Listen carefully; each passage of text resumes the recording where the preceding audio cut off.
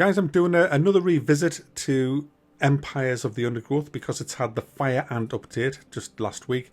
And I did do a stream on this, but I didn't know what I was doing. I know a lot more now than I did when I was streaming that. But, you know, I can see this game becoming the best real-time strategy game I've ever played. If it continues with brilliant updates like the Fire Ant update, and it's still in early access, when it's fully released, it's probably going to be the best real-time strategy game ever made. In my opinion, of course, opinions, you know, everybody has different opinions, but in my opinion, it's just fantastic. I can't stop playing it. It's just brilliant, absolutely brilliant. So the Fire Ant update adds fire ants. It adds a new formation, if that's the right way of pronouncing it, which probably isn't, and 2 new levels. And then there's the formation challenge, which is totally different to any other ones that I've ever played. It's brutal. I'll show you little clips of that, but I won't show the spoiler to that. The voice acting is probably the best ever in this game. It's absolutely brilliant. The Nutter scientist is hilarious. He is complete psycho. Absolute psycho. Voiced brilliantly. Absolutely brilliantly. They're about to start the Glaber trials at Site B. Are you coming? Oh, no. Mole rat's not really my area of interest. Besides, this report won't write itself. Nose to the grindstone, shoulder to the wheel. Busy, busy, busy. Right. Well, I'll be back in an hour then. No need to rush. I have everything quite in hand. But the thing that makes this so good is the gameplay. The gameplay and level design is just sublime in this. The new Fire Ant update has 2 maps. The first map, you have to take out amphibians. It's a big toad, and you've got to get an army big enough to come against this big toad, and then all hell breaks loose if you do kill the toad. The Fire Ants have mounted their first attack upon the great American bullfrog Litabates scatesbianus. The brave frontline soldiers are quickly crushed and eaten. They must surround and swarm the enormous creature to stand any chance of defeating it. To get that toad down, you have to fight off 2 other colonies of ants, a black ant colony and a big head colony, and it's tough. It's tough. That's not to mention all the spiders and other critters that's going around that will happily eat your face if you're not careful. There's a tiny bit of RNG in randomness of where the insects are running to that can really screw up a run that you're doing, but generally speaking, it's just gripping fun. The suspense is crazy. You know you have to reach a certain point of food, and you've got things in your way, and you've got to do it before night time, because at night time it's going to get just too hard to venture outside the nest in the early days. And it's really suspenseful. It's really kind of not stressful. I guess it is stressful a bit, but the satisfaction levels are great when you play this on a harder level and you finally do it. It's just brutal. I've been trying to beat the first level on hard. I got so close, but I just can't quite do it yet. RNG dabbled a bit too much early doors, and I didn't get enough aphids. What aphids are? They're like tiny little bugs that live on these flowers, and what the ants do is they harvest them and bring them back to a flower right outside of their own nest, so that they can feed off the larva of them, the honey rather that they create, the dew, I don't know, whatever they secrete, the ants eat. And so what you have to do is go around the map collecting the aphids off these other plants that are far from your nest and bring it back. It's the only way to beat the level, and the aphids belong to other ants who are doing the same thing, so it's a constant struggle against the ant colonies, and it's brutal, absolutely brutal. Many of the milkweed plants growing nearby are infested with aphids. Their honeydew excretions present an ideal, energy-rich food source for the fire ants. Aphids far from the nest are vulnerable, however, and are sometimes relocated closer to home, where they can be better protected from predators and thieves.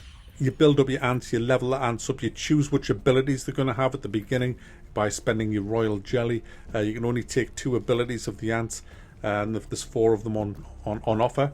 So you choose the 2 that you want, and then you get stuck in and start trying to harvest the aphids, get enough food to build up a huge colony, and then attack.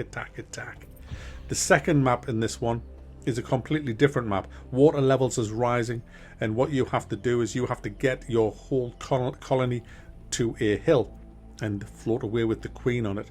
Now, this is the new thing with the fire ants. They can bridge gaps across water by laying across the top of the water, allowing other ants to walk across them. You do this in both of the levels.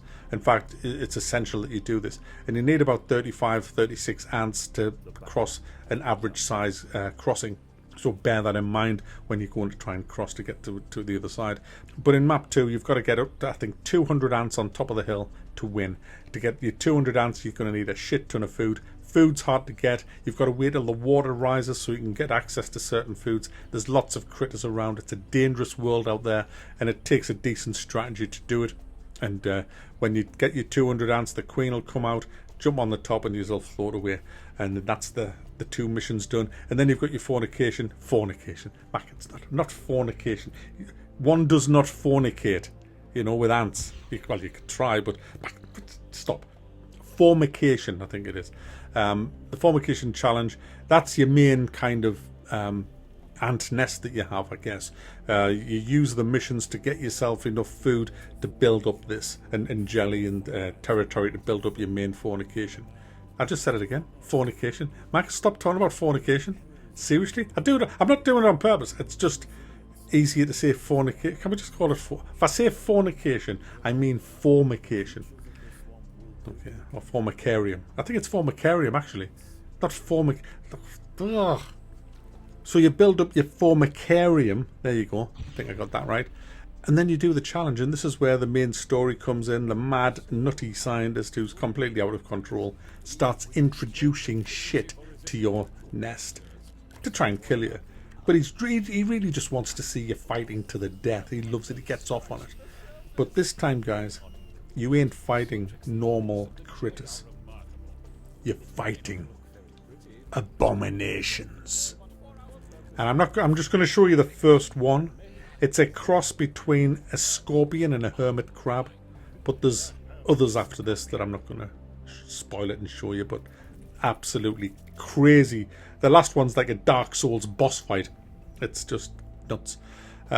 So that's the update. That's the Fire Ant update. It's brilliant. Absolutely brilliant. There's been other fixes put in for the rest of the game as well. So we've got now, if you're just coming into this, you have a shit ton of content, and it's not even finished. I think it's the 5th and final update next, the final fornicanarium for fucking ant nest. All right, that's next, and I don't know when that's going to be. Hopefully we won't have to wait another year for that. But if you're looking for a really cool strategy game that has RTS mechanics but requires completely different kinds of strategy, building a whole ant nest like Dungeon Keeper style, kind of, you got to build nests to put your eggs down for your various different kind of ants. You've got to have a food storage, and if you're using the leaf cutter ants, you've got to have not only a food storage but a waste storage place as well. Each ant that you get that you play in the different stages of the game requires a completely different strategy, which is great. I love that. And some of the levels are just brilliant all the way through. I'm so not bored of this. I've so far put into this game, let's have a look, 83 hours. Wow, that's a lot for me considering I have to play so many games. But 83 hours, guys, on this over the last few years. And I've enjoyed every single hour in this game. It's highly, highly recommended. Even if you're not into RTS games, if you just like the whole idea of creating an ant colony and then you get attached to them, you want to see them survive and thrive, and when they get defeated, it's kind of sad, and you just want to get straight back in the saddle and just kick ass and get revenge. It's just a beautiful, brilliant, well done game. £15 as well. My goodness, guys, it's a steal at £15. It's probably going to be the best RTS game I've ever played, like I said, once it's finished. I can't speak highly enough of this game. It is just fantastic. The Queen has fallen. Unable to amass adequate numbers to meet the perils of the swamp, her passing was almost inevitable. She should never have come here.